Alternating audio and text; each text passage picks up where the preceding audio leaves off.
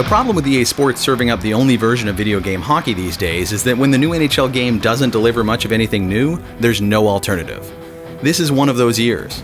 Compared to NHL 17, which provided some new ways to play and meaningful feature upgrades, NHL 18 feels like a holding pattern.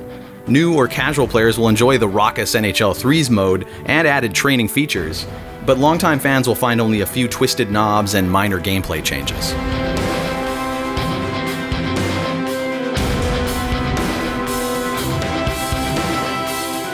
The only real bright spot this year is the Nhl Threes Mode, which is a zany take on the now popular 3-on-3 overtime format in the actual NHL.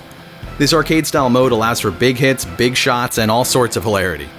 If you're falling behind, the money puck can provide a quick way to catch up by scoring multiple goals for you or taking them away from opponents.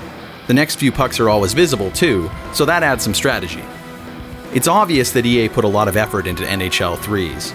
There's a wacky announcer, fully featured online play, a circuit mode, and custom arenas.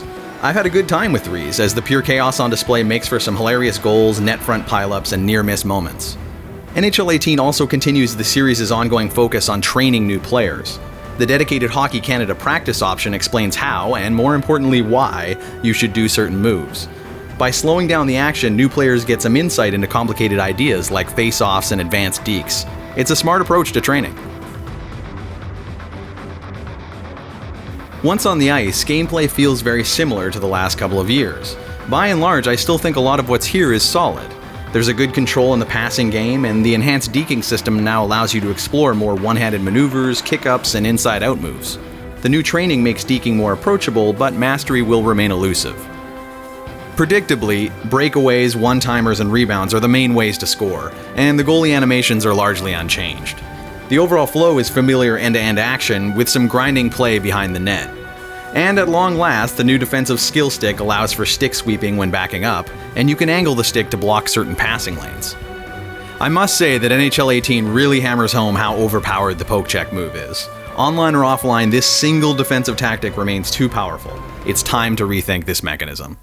The NBC-branded presentation of the last few years is basically untouched, which is becoming a drag. The video intros, in-game cinematics, and commentary team gave the series new life when they debuted, but now it's all feeling stale.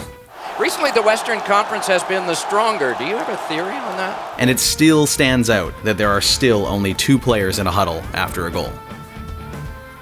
Franchise mode returns in NHL 18, and this year adds the expansion draft. It's possible to expand into a 31 or 32 team league, including an authentic experience with the new Vegas Golden Knights. I wish the trade deadline mattered more in this mode, but franchise still provides a reasonable simulation for those who are seeking that out.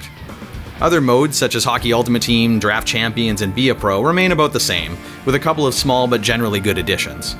HUT now allows you to go after certain challenges, which grant mode-specific rewards and currency. Draft Champions remains largely untouched, with its themed 12-round drafts. Other than being able to request trades this year, Be a Pro is the mode that's dying to have a refresh. It's time, EA.